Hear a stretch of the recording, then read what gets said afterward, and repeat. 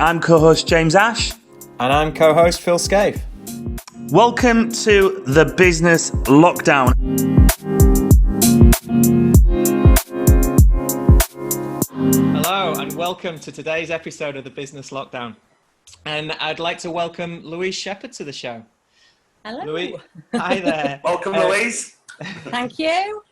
So Louise is a professional makeup artist, a life coach, and we're going to be exploring how those two really work hand in hand very, very closely. It's really interesting. And also a mum of three, and being a dad of three, I'm sure we can share some stories about that, especially after lockdown. So welcome to the show, Louise. Thank you very much. Thank you. So for members of the audience who don't know you, haven't sort of like found you on Facebook, etc. Do you want to just start with a bit about your journey, maybe as a makeup artist, right? Because I think that was the sort of like the first Yeah, chapter. sure. Yeah. Well, it started when I was young, really. It was all I ever wanted to do. After watching Michael Jackson, the Thriller, the making of, which I just fell in love with, and I just watched it on repeat, and I couldn't believe that they turned Michael Jackson into this wolf. I found it amazing.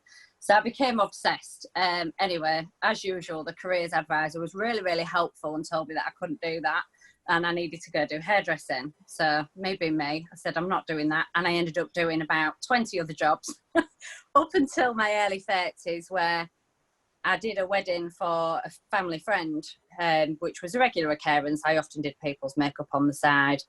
And she just loved it so much and wanted to give me money and bought me gifts. And I couldn't believe it. And I thought, what am I doing? What am I messing about at? So I just spent a year working for free with photographers to build up my portfolio, doing a lot of charity work. And then it just went a bit crazy, really. Totally inundated with weddings. I couldn't keep up with myself at all. But then unfortunately last year I got in a car accident and broke my arm. So that wrote off a full season because I was in pot for 12 weeks. And told me that I'd probably not be able to use my arm again. Luckily I can, it's here. Thank God. And then obviously with the coronavirus this year, and then my other problems, which I think we're going to touch on in a bit separately, everything just changed. But I'm really passionate about makeup and the self-confidence that it can give people. And it's just such a simple thing. I think that people don't understand the power of it. Yeah, I think often the simple things are so overlooked, aren't they? At what point did you start to make the connection between like one trade, the makeup artist, and then the life coaching and the helping? Well, the life coaching side and wanting to get into that came from a more personal level. And I started realising how it does tie in, because through my clients that I have through makeup, you often become a confidant and they'll really sort of give you everything because it's just one-to-one and you're close up and you're personal.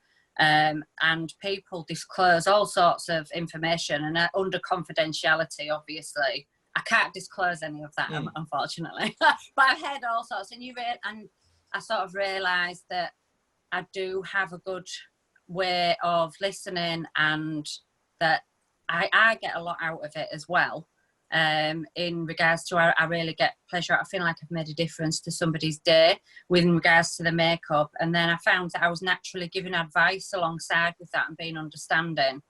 And then I had to go on this big journey myself this year, on a spiritual and personal journey. And it's all just sort of come together quite naturally as one thing, which is really nice. I mean, so tell us about your journey. I mean, we've all been through stuff like one or another, but I think yours in particular, you've had it very polarized and very gone very low and very, come up the other side. Yeah, it's been a bit extreme. So I've been suffering quite some time with alcohol addiction due to mental health problems, and I was sort of disguising the fact that I was quite unhappy with drinking, and I suppose going into the lockdown really shone a light on that. I had a really bad time at the beginning of the year. Unfortunately, I had a bad health scare on Boxing Day. I had a severe allergic reaction. I went into anaphylactic shock from an antibiotic, and I had to be blue lighted to hospital, and it was all a little bit scary. And I think I got like a bit of post-traumatic stress, but I already had an addiction to alcohol that I was trying to cover up and hide. Because it's just so readily available and everybody drinks, and you just think that it's normal to drink all the time, and you kind of lie to yourself. You know you've got a problem, but you don't want to admit it. But then I sort of was drinking from morning till night after that, which was, you know, I knew I shouldn't be doing it, but it just stopped me caring. It stopped me thinking. But then my life was just totally spiraling out of control. And everybody was really concerned about me, and I was not myself at all.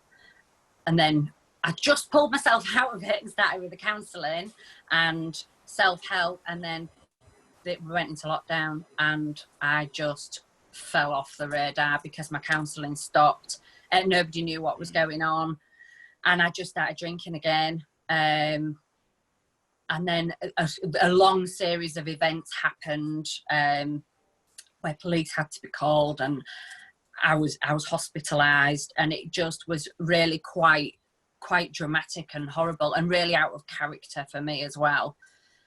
And I just remember sitting in my garden one day with a cup of coffee, surprisingly, it wasn't a glass of wine, and I just thought, I just can't do this anymore. I'm not doing this anymore. I've had enough. Something has to change, and I just made that decision. I tried so many times before, but I'd always had that element of, oh, well, maybe I can just drink on a weekend, or maybe I can just do this, and I'd always give myself that little bit of leeway. But this morning something just clicked inside me, and I just decided that I just had too much to live for and too much to give, to just let myself do this to my children as well as myself. And that was it. I've not drunk since. And it was 14 weeks last Sunday. I have to keep checking on my calendar because it's not even a thing anymore. And I'm like, is it 14 weeks? Which is great, because that means, you know, I'm not obsessing. Yeah. But yeah, I'm proud of myself for that. And I often get asked, what's your secret? How did you do it? And it was looking within myself very honestly, very deeply, and making that decision, and not having the little element of doubt of whether I could or couldn't. It was just a definite no, and I had to stick by that decision. So yeah, that was. So do you remember that moment then? That Yeah. trigger point moment, like where you were and. Yeah, like it happened now. Yeah, absolutely. And was there like an action or a thing that created that moment? It was a build-up of all these events, and I'd had a phone call with a family member who was really upset and quite cross with me, and she'd never been cross with me before, and she was worried. And I put the phone down, and my reaction in the past had been to go on the defensive of like, oh, they don't know what they're on about. And I just thought, you really need to look at yourself now. And it was just like something in my brain just said, you can't keep doing this to yourself. You've got to stop. And it's like, I hope I never forget that, because that feeling of I'd hit my own personal rock bottom. And the reason I say personal rock bottom is because it's different for everybody. Somebody's rock bottom might have been 3 months before I hit mine. Somebody else might have not hit theirs yet, you know. Yeah. It's different for everybody completely. Yeah. But that was mine.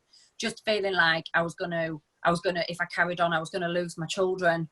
I was gonna possibly lose my life, either through the drink or through myself, because I was suicidal. It was really dark, and I didn't want to feel like that at all. Yeah. And because there was no help at the time because of the lockdown, I couldn't physically go to an AA meeting, and I couldn't physically go to my counsellor, so I kind of had no choice other than to either sink or swim.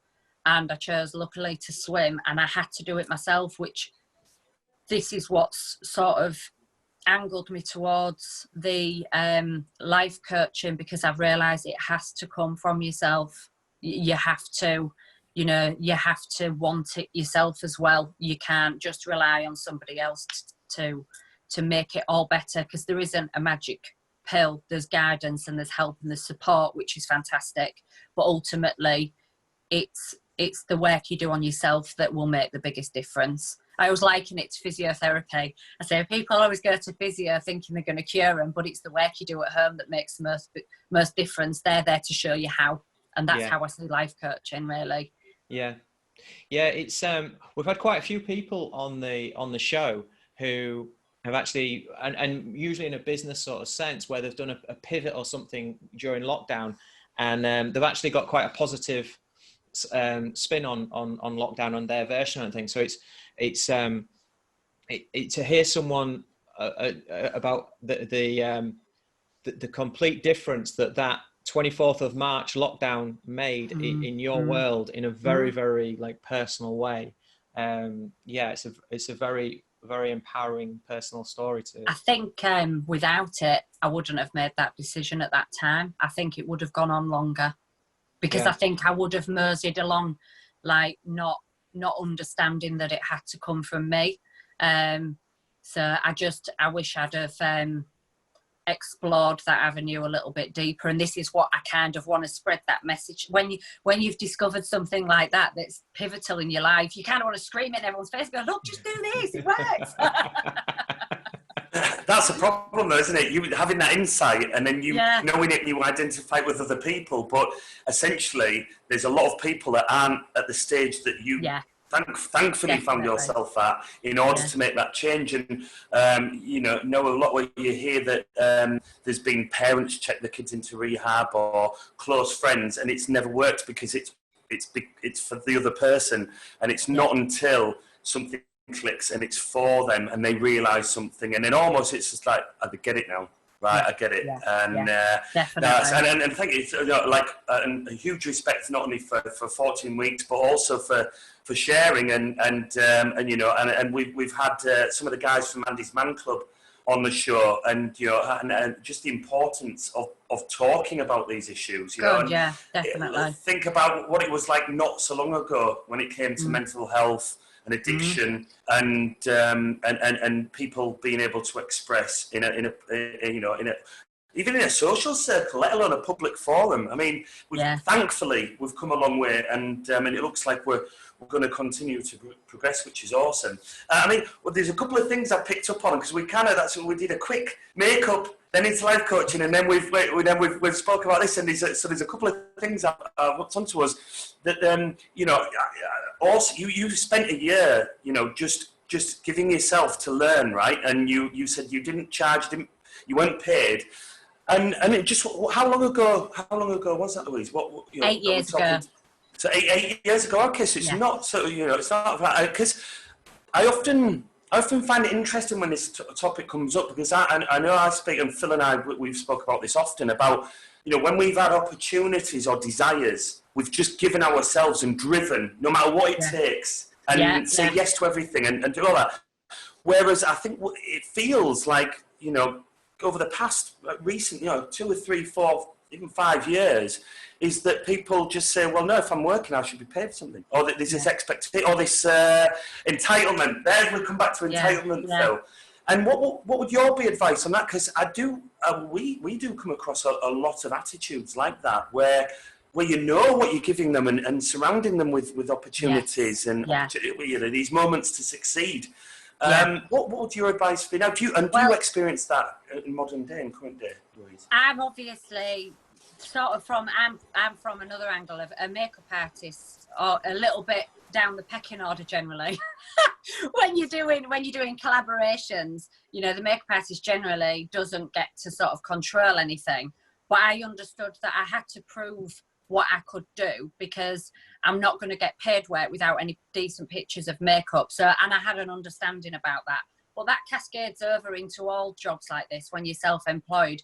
The advice that I would give to people is know your value and know your worth, but don't think that you're above working as a collaboration. And that's the key, collaboration. Don't give your services away for for Auntie Joan down the street who's taking advantage of you doing whatever, you know, every week. Or your friends will go, oh, I'll let you do my makeup, like they're doing you a favour when they're just getting a freebie. That is not the same thing, you know. Have values in that and value your worth, and you know, do mates rates if that's okay. But you know, I give mine as gifts. So if someone's getting married, I'm like, if you want me to do your hair and makeup, I'll do it, and that's your gift, and then don't have to buy anything. But I don't sit and do all my friends' makeup and hair for free, because I've got value, and that's my job. But also, I will absolutely collaborate, because it's not free work. It's a collaboration. You're all getting something out of it, and it's so important.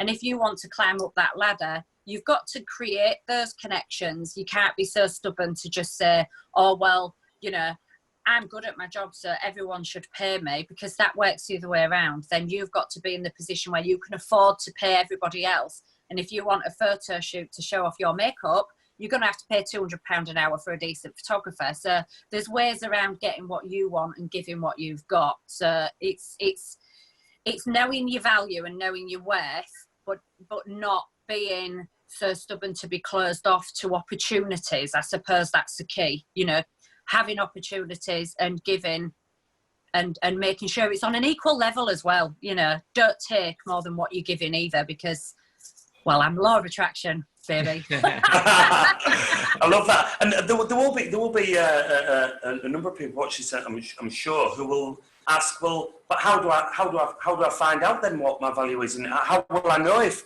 the opportunity is really good to take? Yeah, what would be the answer? Well, no one can really put a price on what you're worth. It's what you're comfortable with. I mean, personally, I looked at makeup artist websites, and I looked at who was working on a similar level. Well, what level I wanted to work at, actually, because I think this is the key, tying in with the manifestation.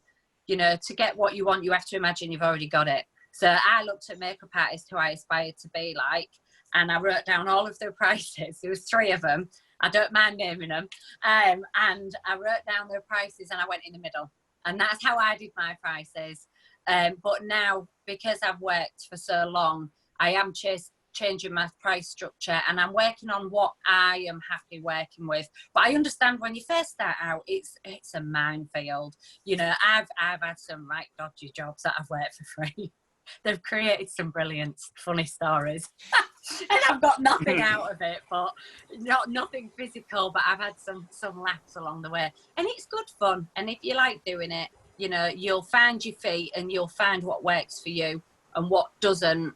But do your homework, do your research, look who you aspire to be like, and aim there. You know, don't underprice yourself, because this is a conversation I had with another makeup artist who's amazing, and she was too cheap. She was and her skills are far greater than mine in the avant-garde style and things. I'm more about the natural side, and she is fantastic. And I said, you know, you're too cheap. Because I said, you're doing this amazing makeup way cheaper than people who haven't even got your skill set. So you're bringing the whole industry down in a way, in your own little circle. So you've got to make sure that your prices are on a par with the quality of your work. And the best way to do that is to look at other people's and, you know, raise yourself up to that bar that you want to be at.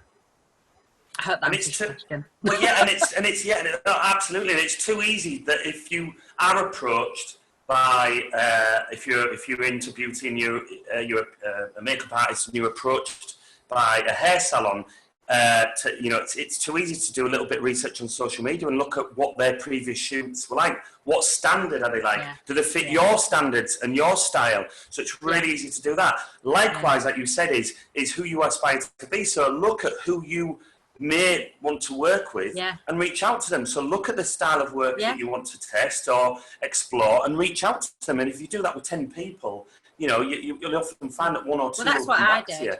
You know, right. I worked with a really good photographer. I don't know if I'm allowed to mention his name. And he's, you know, gone on, and his style doesn't suit my makeup style now, because he's black and white, which you don't show the makeup off. But we did a lot of work together, and that was brilliant, because I learned so much about photography. Not that I know much about photography, but I learned about makeup within photography and things like that. And he's so knowledgeable, and that was amazing. And I also reached out to some makeup artists who I loved, and I got the opportunity to work with them on weddings, and I got paid for it, so it was brilliant.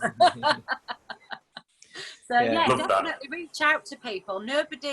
Everyone's just a person, even if you've got them on a pedestal, you know, everyone's just a person. Just talk to them, and if they ignore you, don't worry about it, don't take it personal. Yeah. Next. Go on to the next person. But I think there's a lot there, isn't there, in putting the value on receiving the experience and increasing your network over like the pounds per hour, especially when you're starting off. Like the stories you've got of the experiences that you've had, and the network that you've created there, and the laughs and things.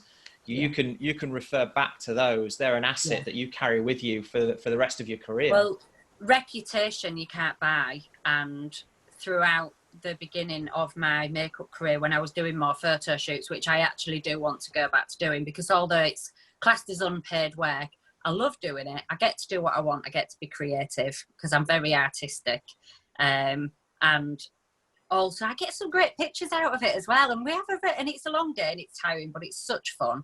And doing things like that at the beginning really built up my reputation. And a lot of people would contact me and say, oh, so-and-so said you're really good and you're really easy to work with. I'd like to work with you. And you can't buy that. You can't buy a good reputation. You earn it. Yeah. So, you know, be humble always. But like I said, always keep your value too, because there was a few occasions I didn't value myself. I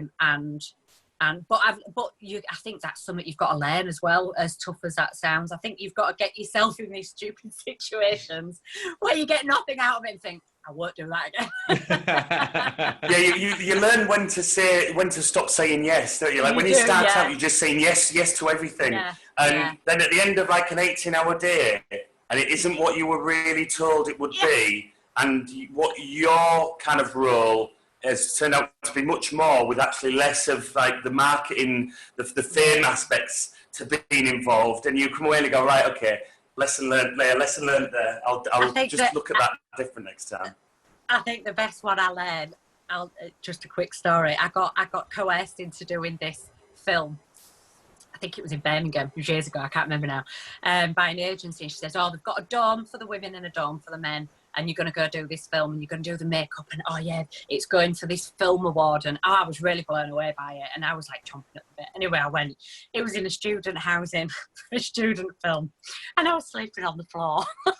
And it was not glamorous. Not quite Hollywood. So that was quite funny at the time. And how did that play out afterwards? I mean, I'm still friends with them. Right, okay. It's fine. Interesting. Fine. It made me laugh because I thought that's my own ego there that got in the way. I didn't research it. I just went running into the hills thinking this is my big shot. But yeah, I'm still friends with on Facebook and we all still talk. It was fun, but it just wasn't what I was sold it as. So I know now, do my research. And I didn't drive at the time, so I was trapped there. Interesting. How many times our ego gets us into trouble like that? Oh yeah. The ego is always the one, definitely. Mine's got an alter. Yes. I've got a name for my ego. Oh, that's good. Yeah, I named mine. She's called Lisa. I don't know why. Somebody just said it to me years ago and it stuck. So when I'm playing up, I'm like, oh, Lisa's got her head on again. Back in your box. So do you have quite a healthy or quite a broken relationship with Lisa? She's in a box at the minute, thankfully. She can stay there. I don't like her very much. She gets into a lot of trouble. Isn't it interesting that you identify, you're able to identify when that's maybe either coming into play or it's very, very prevalent in a situation. It's pure ego. And I think it's a unique skill, isn't it? And is it really one that the majority of people truly learn until, quite a number of years later through trials and tribulations, and being maybe told that you could have done differently, or some upsets with people. It's interesting that. But have you got, it's also the really good uses of ego, though, isn't there? I mean, it's not just about keeping it away. It's about actually identifying when it can be used in a positive way. Definitely. If you need to be direct, or you need to have a loud voice, or certainly maybe take control of a situation when things are out of control. Have you found out? Because is she always in a box, or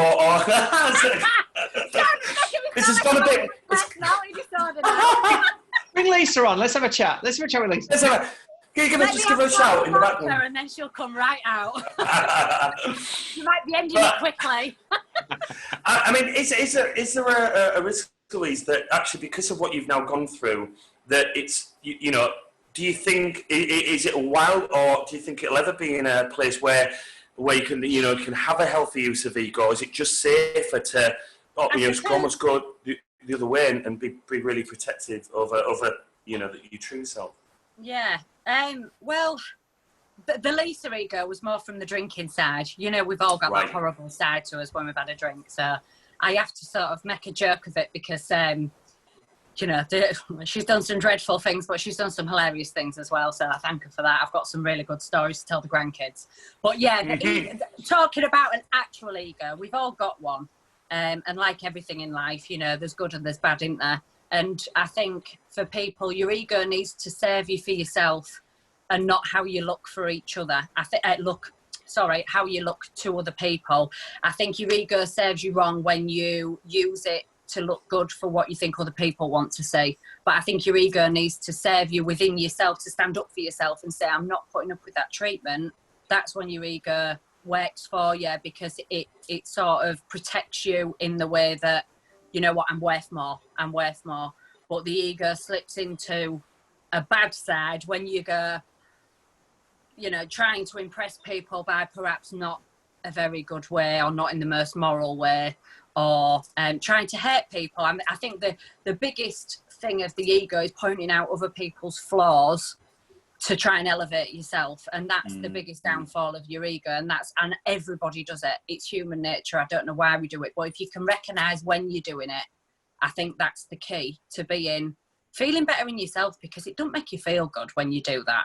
When you've slated somebody, I don't know, we've all done it, we've all had we've been in a bad mood, and you're like, so-and-so did this, and you go home, and then afterwards you think, I wish I hadn't said that now, when you've calmed down. And that to me, that's when the ego has taken over and ran away with itself. And it's all a protection thing. It's just use it for good, not evil. And don't damage other people. And I think, I completely agree with that. I also think there's some wonderful relationships that you can have with people who really know themselves, really know who they are in themselves. And so almost it doesn't matter what you're saying. And when you like Phil and I are completely able to do it. We've had Jonathan Elvidge on the show, and I know people see like Phil and Jonathan Elvidge who don't really know them as well as I do, and see them very differently. There's nothing greater that I love of either ripping the piss or equally having it better done with myself, and I think those, and then when you and then when you have that in a business environment, when historically you have to be like black and white, and you have to be prim and proper, and you have to present yourself in a certain way, and when you can show people around you that it's fair game, and you know who you are, and it almost doesn't really matter, and actually you can identify when people really try to say something or do something. And I think when you really know who you are as yourself, it's so easy to just spin that back and just show that actually that has no impact or effect whatsoever. And so, not caring, isn't it? You just get to a point, you're like, do you know what? Fuck you. I don't care what you've got to say, because you have no impact on my life. I would say, how many of my bills are you paying this month? Oh, none, that's right. Piss off. I'm not interested. I'm not bothered what you got. But it took me a long time to learn how to do that, because I am a people pleaser, and I've still got that streak in me. And I was only this morning having a little bit of a whinge to my mum, good old mum, bless her. I was like, oh no, and then I caught myself doing it, and I think that's the key. And I was like, well, anyway, this is happening and this is positive, and I'm not going to focus on that, because it's not really that important. And yeah, I think there's a real attraction with you. I think we're all attracted to those people who are like proper confident in themselves and don't care what you think, because then actually everything they say isn't, you don't dismiss it because it's said with such confidence and such calmness that it's all relevant. Yet the people, like you say, we're trying to impress and like, oh, well, look what I've got and I've done this and I've done that. It's not really that impressive, is it? It's there's an element of sort of understanding what you can control and what you can't control, isn't there, as well? Because you can control, you know, how you feel and how you respond to something, but you can't control someone else's reaction or thoughts or opinions and things like that. And as soon as they get too close and interfere too much, it's identifying that you have no bearing and control over that whatsoever. And that's good. That's fine. We're okay with that. It's hard not to be drawn in as well, because I think as humans, we're very good at picking up on people's little chinks in their armour, especially if you're close to somebody, you know, and if somebody's having a bad day, they'll know what buttons to press on you. And it's hard sometimes not to get drawn into that as well, isn't it? You know, you've got to sometimes just learn to walk away and leave them to it, and have a little bit of sort of self-awareness of that. I said, you know, I've been saying to people lately, somebody else's reaction when they're being horrible to you or saying negative things, it's never about you. It's always about them. It's always something either in you that's triggering that emotion because they're either threatened by you or they recognise something in themselves that they don't like in you, and therefore it's triggering them to be nasty. It's never about you, because you know, if somebody's comfortable in themselves, they don't feel the need to pick somebody else to pieces, because it just doesn't even occur to them to do that. So, and it's a skill to learn, and it's hard to learn. It's like unlearning all your previous things that you've been bombarded with from being a kid. So, but it's doable. It's doable. Yeah, absolutely. And also, it's, I mean, things like social media, for example, that's just the rife playground for that playing out in a very polarized way. Yeah. And it's taking back the power, isn't it? Taking back the power and having the power yourself rather than handing it over to someone else. It's very easy to be a bit of a keyboard warrior, isn't it? You know, you read something, you think, oh my God, and then you hit send, and then it's there forever. Even if you delete it, guaranteed someone screenshot it, you know?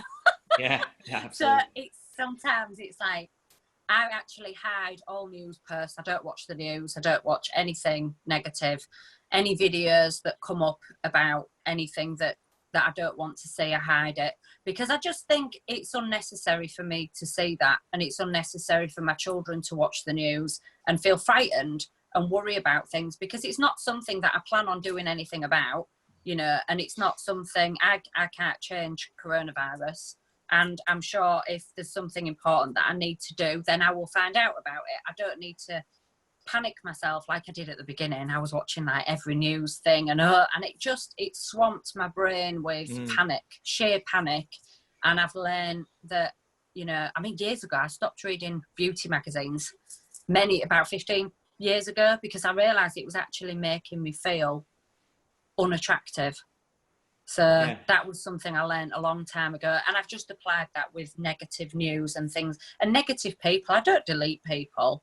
I do have to sometimes like block people, because you do get people who are just a little bit odd, and that's okay. I just block, so I don't have to see it, because you don't need to, do you? You don't need to see it. No, fill your life with how old light. How old are your children?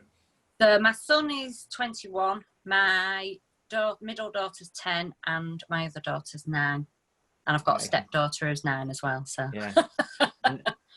so how was lockdown with so much time with children and everyone in the same environment?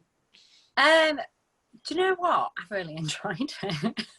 I know that everyone's been really stressed, but my eldest, my son, he doesn't live at home anymore. You know, he's 21. He's doing his own thing and living his best life. But I've just got my 2, and then obviously my stepdaughter now and again. So I've absolutely loved it. We've been a bit slack on the schooling, and you know, I've been saying to people, don't be too hard on yourself. You're not a teacher. This isn't what we signed up to do. We're all in this together. Do your bit, do your best, but to be honest, because I've moved house and everything like that, I've not had the time to sit down. And it's not been at the top of my priority list because it was making me feel miserable. And I thought, if I'm miserable, then they're miserable, and that's no good for them. So we've tried to create fun, and it's been nice. Well, that's brilliant. I think if you can keep anxiety and stress out of the family unit. Let's face it, nobody was prepared for it. You know, you've got children, you'll have been in the same boat, and you're getting all these emails and things on your class dojo saying, "Oh, do this, do that," and you're like, "Oh my God!" And you've got to work yourself. And there ain't enough hours in the day. So I took the pressure off, and you know what, the teachers, I want to say the teachers have been fantastic. They've been so supportive, and my daughter Phoebe got a little postcard off her teacher, Miss Sibic, and it's meant the world to her. And the teachers they've really have been great, because I expected like tellings off every week for not doing stuff. And they're like, do you know what? It's fine. Just as long as you're okay, and as long as the kids are happy. It's weird times for us all, isn't it? Yeah. The win measure changed, didn't it? It was not about getting straight A's. It was just about just getting through, getting through each day without strangling each other. Yeah. Did you hear about that teacher? I think he was in Grimsby, and he would he went round to all of his students, and I think he took him about 4.5 hours every day, you know, with a big backpack on and loads of bags and stuff, and he delivered school dinners to each one of his students. I didn't hear about that. This is when turning the news off works against me, you see. Yeah, and those success, amazing, eh? And of course, it's it's in deprived areas, and he would do that every day of the week, and just even not only to provide that as a service, but just to keep that contact up, even for those 30 seconds or a minute. Good. Yeah, that's lovely. Yeah, beautiful. Phenomenal. I think as well, like, people focus a lot on the negatives with lockdown, but I think it's brought out the best in most people. You're always going to have your minority of people who are just struggling themselves. But I think it's brought communities together. It's brought friends together. I think it's made people appreciate the things in life that matter the most, which is ultimately your health, and your family. It's not about all the fancy luxuries and stuff. Although I must admit, I did miss going out to eat. I was so happy when I was able to go out to eat.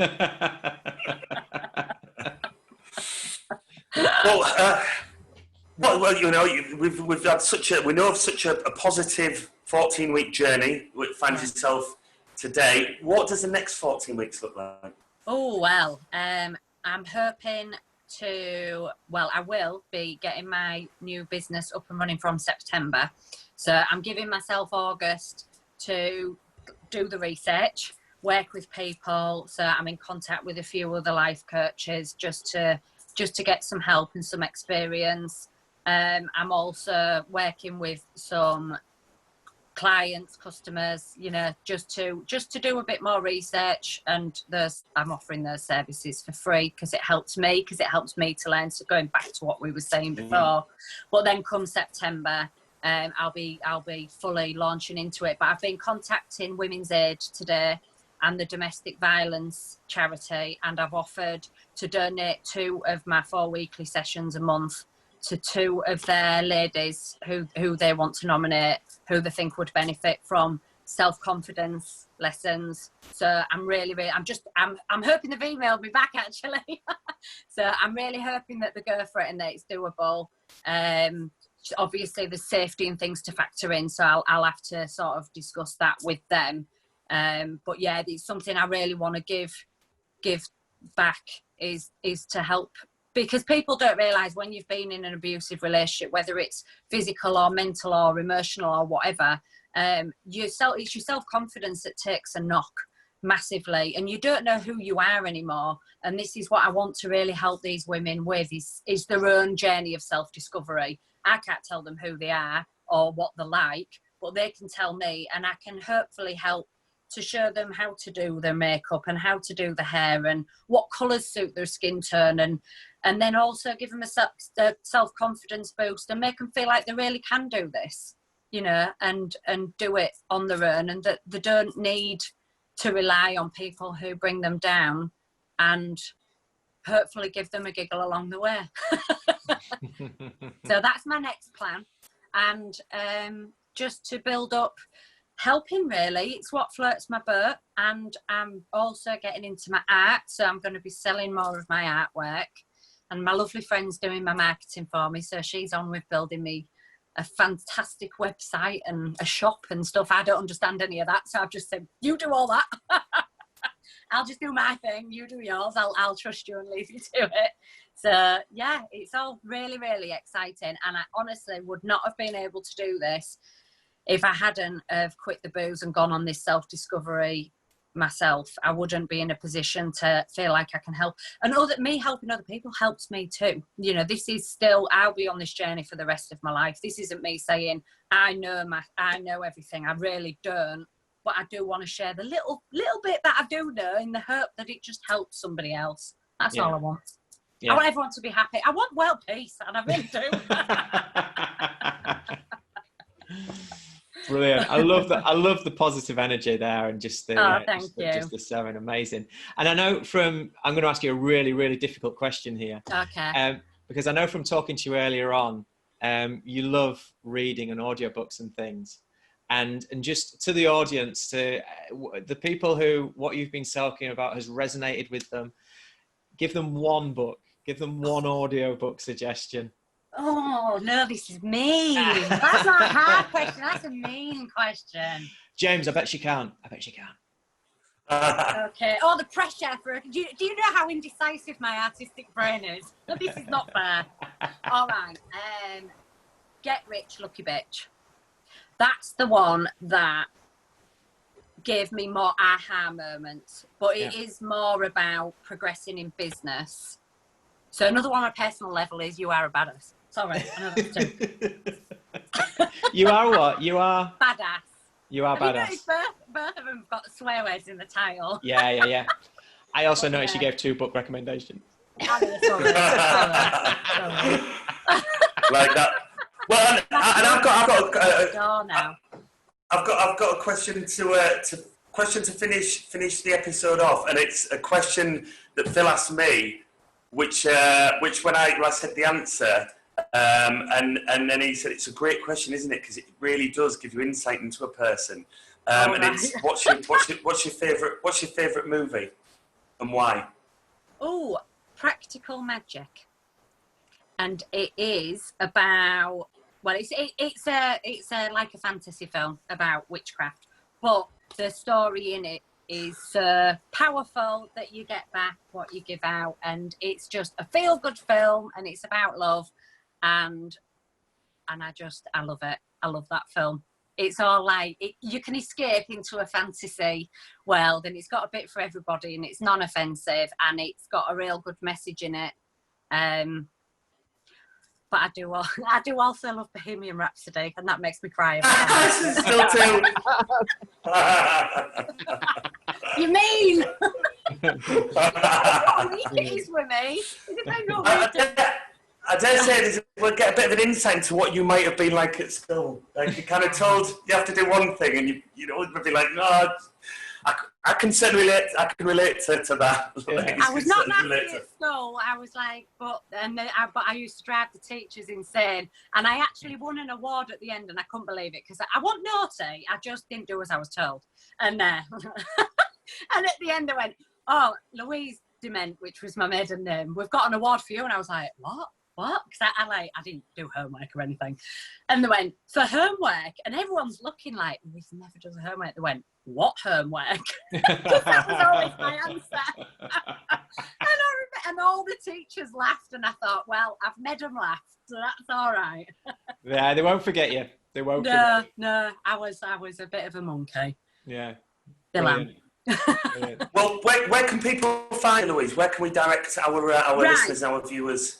I have, at the minute, my website's under construction, but I do have a Facebook page. Is that .co.uk or .com, Louise? I don't know yet. I've left it to her. Like I say, I'm not very technical minded, so I'm like, just tell me what it is and I'll do it. So, but no, I'm on Facebook, and it's the Happy Project by Louise Shepherd, and it's a group and there's a page. So please join there. And I do have a blog that I've just started, which is on WordPress, and that's the Happy Project as well. So yeah, you can find me easily, or just add me as a friend, Louise Shepherd, and I can send you the link. It's not a problem. So I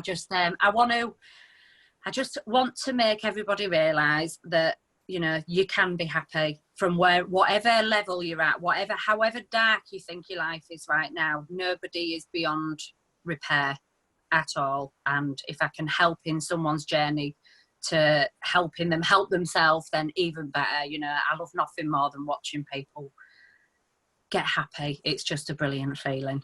Yeah, so. Amazing.